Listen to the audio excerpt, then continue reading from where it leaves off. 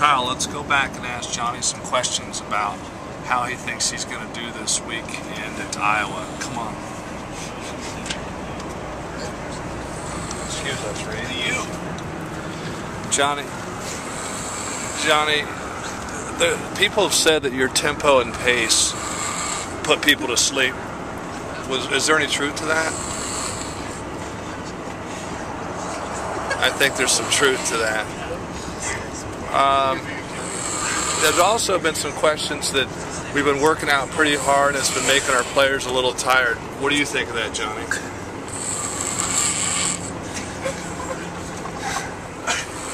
I would say that's an affirmative also, Kyle. A last question, Johnny. If you could do one thing on a bus trip, what would it be?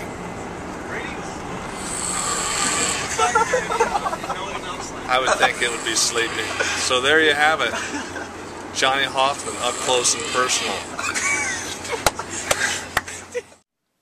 Alright, there you go. People have questioned, why do I look so tired on Monday mornings after road trips? Well, you can see I'm not the only one by Hoffman there.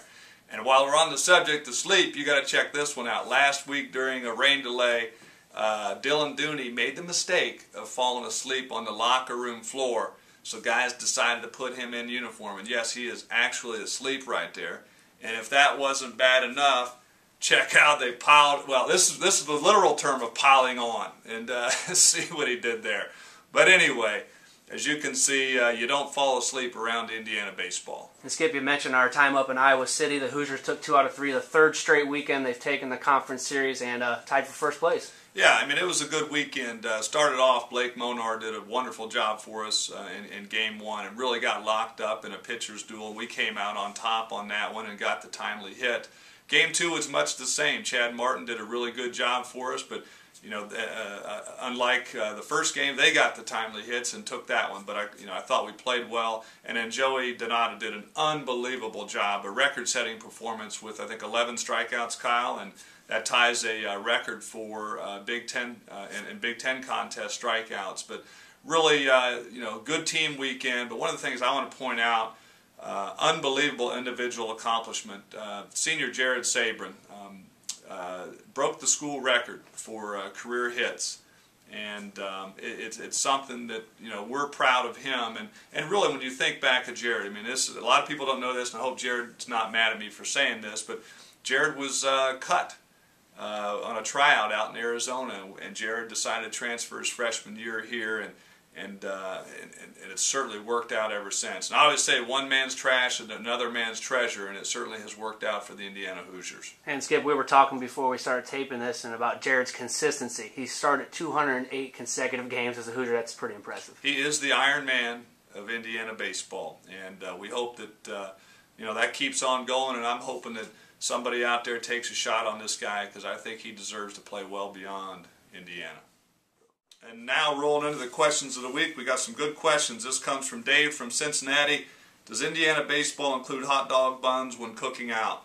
Dave, we do. Unlike the days when you and I played when we didn't get hot dog buns, we do actually give the guy hot dog buns. There's only about 35 guys that are going to get that question across the United States, but good question, Dave. This comes from Dave from California. A lot of Daves this week, Kyle.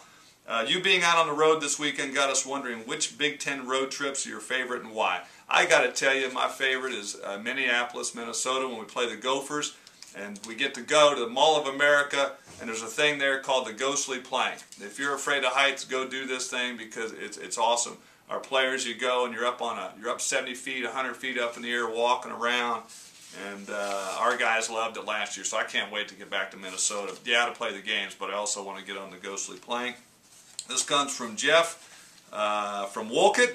I was wondering if you could give an update on the new stadium and how that's going. Has the location been set? Jeff, if you've been following our show, we talk about this all the time. But yes, no, things are going great. And I know who Jeff is. Jeff, things are going great on the stadium. I'm not allowed to talk about it too much, but I think the stadium location is going to be on site. We're really working hard to make that happen, but we'll hear more in the upcoming weeks about the stadium. But trust me when I say things are moving along great with the stadium.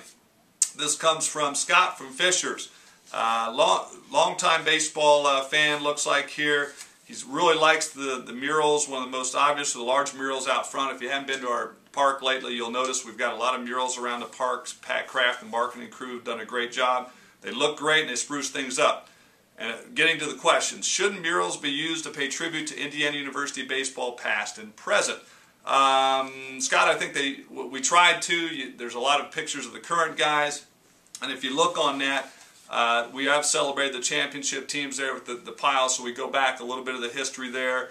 I find it hard to believe that underclassmen, in particular freshmen, have earned a place of such prominence. I don't know, Scott. We try to take the best action shots and just kind of put guys up there. What is your criteria for player selection of these murals? Really, some of those were picked by marketing last year. We really don't have a criteria other than we hopefully are only going to be in this thing for another 2 years. And it doesn't. I think this goes to the next part of your question. If you don't choose to celebrate the past, then shouldn't you pay tribute to your seniors? I think it goes to the next part.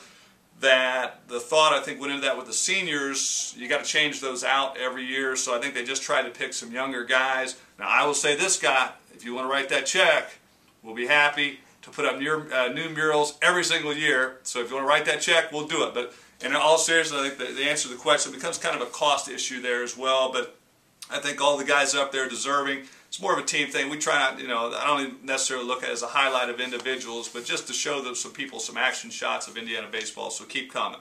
And Kyle, we got to roll into pictures. We got tons of them this week. Yeah, Skip, it was definitely the biggest production of pictures we've gotten, so we're going to go through them quickly, and people need to keep sending them in because this was a great output. Oh, yeah, we love them. They're getting more creative here. As you can see, it would not be a weekly picture of the week if we didn't have a submission from Ross Dickerson. This comes from Ross from California. It looks like he made a trip to Chicago, as you can see by the skyline there in the background. And I want to add this one in there, that he went to Clouds Gate at the Millennium Park because we were just on a rain delay this weekend in Iowa. We went to that new movie, what's it called? Source Code. At the end of the movie, Source Code had Clouds Gate on there, so I thought that would be relevant to Indiana baseball. And then our mascot Gary is going to be a little jealous because we've got the Neanderthal man here sporting his IU hat, so there might be a showdown at some point there. Will and Pierce from North Carolina. You can see Will sporting his Indiana Hoosiers shirt there. Looks like after a baseball game. Got new shot here. This is Cooper from Napanee. We actually had to call, didn't we, today to find out how to pronounce Napanee. How many people in that town in Napanee, Indiana? I don't remember the town, but it was only 3.7 square miles. 3.7 square miles, something I grew up in. But 9-year-old Cooper here just munching down on a hot dog, looking like he's enjoying his time. Looks like Brother Cole's out there. He's getting ready. As you can see, we're getting ready to start the game. But thanks for those photos, guys. This next one, this goes out. My two nephews made it last weekend. And Bryce and Grant Derbyshire. And what I got to point out there, Grant there sitting there on the right next to Coach Greenspan. Grant turned 8 years old this Friday. And our newest and youngest little Hoosier guys there. This comes from a former Hoosier. This is Kyle from Hollywood. Kyle's looks like he ventured down to Miami, Florida. As you can see, he's in the Miami Heat basketball arena there, but he is sporting his favorite sport and favorite team, the Indiana Hoosiers. And Kyle was a pretty darn good pitcher. And last, this past weekend, a couple guys that, as you know, I went to Dominican this past summer, but Joe and Jeff Diskin traveled over from Kansas City sporting their IU gear, cheering on the Hoosiers there in Iowa. So keep those pictures coming. We love them. And Skip, we saw Johnny Hoffman open the show this week. He was a little tired. Was not going to get much rest as we got a full slate, 5 games, starting off on the road Tuesday at Louisville, perennial powerhouse in this region. Yeah, it'd be an excellent game for us to prepare as we go into the weekend. But not only Louisville on Tuesday, but we're back home on Wednesday against Morehead State, and then the fans get to see us on another Big Ten series at home this weekend with Minnesota starting on Friday and finishing up on Sunday. So no rest for the weary, but we're ready to get going again. Yeah, and we'll close the show this week with a little bit of redemption for Johnny Hoffman. Yeah, I say flip it back there and let's see how he did on the return from Iowa. All right, that travel was really extensive again. We're coming back now after taking 2 out of 3 at Iowa, but I just want to get back. I made fun of him on the ride here, but I want to see if Johnny wants to comment on the weekend. So let's zero in there. Johnny, do you have any comments after the weekend, after a great 2 out of 3 series? Again, seems like you're a little under the weather, a little tired. Would that be an accurate statement, Johnny? What is your absolute favorite thing to do when you travel, Johnny? A little louder, please. And again, I think it's just an exhausting trip all around for one Johnny Hoffman.